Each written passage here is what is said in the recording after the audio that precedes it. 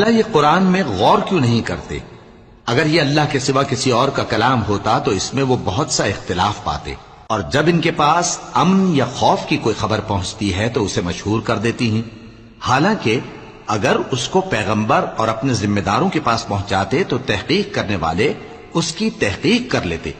और अगर तुम पर अल्लाह का फजल और उसकी मेहरबानी ना होती तो चंद आदमियों के सिवा तुम सब शैतान के पैरव हो जाते।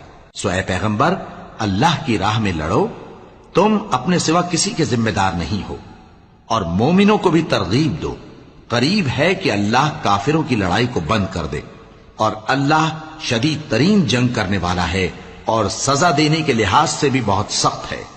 जो शख्स नेक बात की सिफारिश करे तो उसको उसके सवाब में से हिस्सा मिलेगा, और जो बुरी बात की सिफारिश करे उसको उसके अजाब में से हिस्सा मिलेगा। और अल्लाह हर चीज पर कुदरत